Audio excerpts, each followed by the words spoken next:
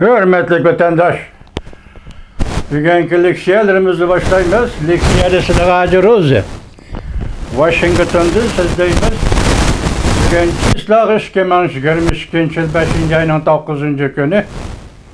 Bugün hazır uruş bulup atkan vaziyetini etkanda Rusya'nın galbi günü, yani Germaniya faşizminin üstünden galbi kılgan günü.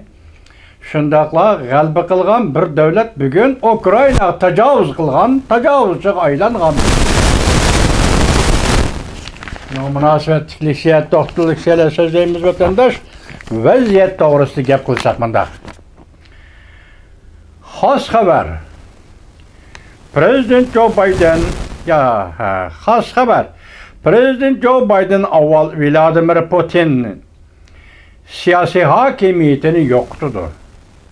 Kiler qatim Xi Jinping siyasi hakimiyeti kelemdi. Növbet kelemdi. 18 tane harbiy aeroplan Tayvanni parakende qildi. Pulga qaraydigan yillar.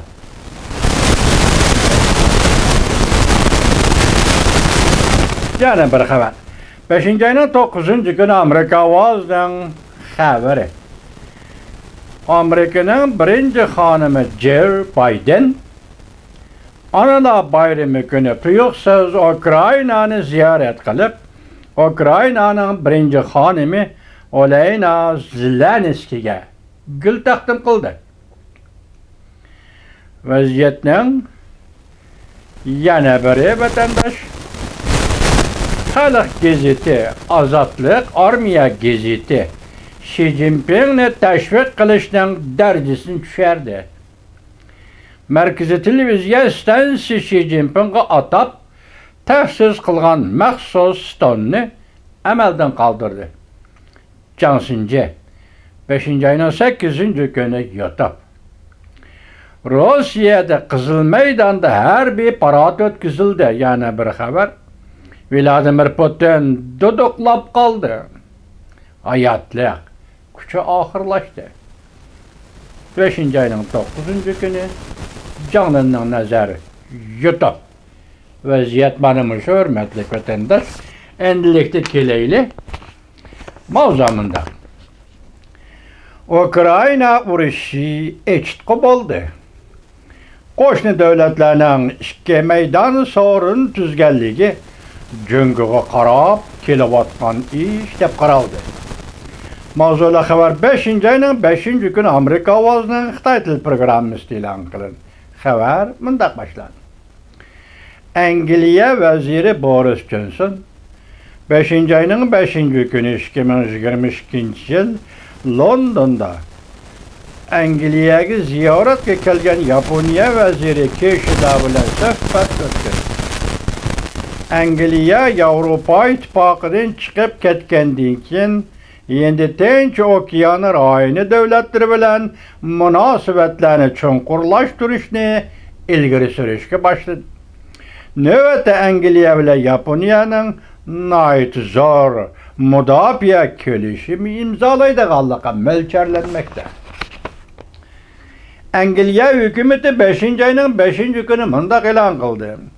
Londonda Yaponiya vaziri bilan o'tkaziladigan suhbatda Angliya Yaponiya qolaylashtirish kelishimi qatorliq negizli kelishim imzolab, ikki davlatning bexatarlik kafolati jihatdagi manzurasini oydinlashtirdi.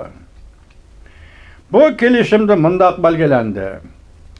Angliya yen Tinch okean ishlariga aralish qadamini qadam kuchaytirdi. Yen Tinch okean rayonining muqimligini echib etilgan. Endi Tinch okean manzurasini ishga oshirishni ilgari surdi. Angliya vaziri ishxonasi Boris Johnsonning ishxonasi suhbatdan burun e'lon qilgan bir parcha bayonotida mundaq ko'rsatdi. Yaponiyaning vaziri Kishida Angliya ziyoratida ikki davlatning mudofaa munosabatlarini jiddiy ilgari surdi. Amerika Yaponiya ciddi ilgili sürdü. Yana bir haber. Amerika, Yaponiya davlat mudofaa ministrleri Ukraynaga yordam berish jungoni cheklash to'g'risida yangi strategik hujjatni o'zgartirishni muhokama qilishdi. Mavzuli xabar 5-ayning 4-kuni Amerika ovozining Xitoy til programmasi e'lon qilindi. Xabar bunday boshlandi. Yaponiya qo'g'dinosh nazoratining noziri Ayn Shinfo 5-ayning 3-kunidan 6-kunigacha Amerika Qo'shma Shtatlari davlat mudofaa ministri Austin bilan Rossiya Ukraynaga tajovuz qilganligi va Jungo masalasi bo'yicha muhokama olib bordi. Yaponiya Amerika strategik hujjatini o'zgartirishni maslahatlashdi. Mutaxassislar bunday hisobladi. Bu qatam o'tkazilgan suhbat Quad va 7 davlat guruhiga yo'l tuzlash ni maqsad qiladi.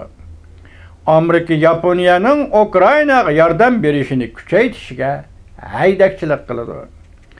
Prezident Joe Biden 5-ayning oxirida Tokioda o'tkazilgan 4 davlat bexatarlik kongressining yig'iniga va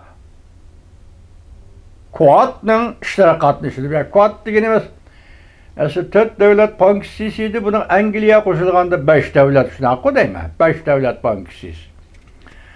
Tayvanlik professor Lin Shanshan Amerika ovoziga mundaq ko'rsatdi. Yaponiya Rossiya Ukraina urushining Sharq Osiyo ko'rsatadigan ta'siriga diqqat qiladi. Yaponiya bo'libmi bu urushning Jungo'ga munosabatlik yuzlanishiga texmi diqqat qiladi. G'arb davlatlari Rossiya Ukraina urushiga taqobil turishda NATO va Amerika yetakchilik qilyapti. Yaponiya G'arbdagi 7 davlatning a'zosi. 7 davlat guruhining a'zosi. Amerikaning ittifoqdoshi. Bu qatam 2 davlat mudofaa ministrlari qadamni moslashtirish to'g'risida kelishim hosil qildi Amerikada. Yaponiya Qo'g'dirish vazorati Amerika Qo'shma Shtatlari davlat mudofaa ministri Austin qadamni moslashtirish to'g'risida kelishim hosil qildi.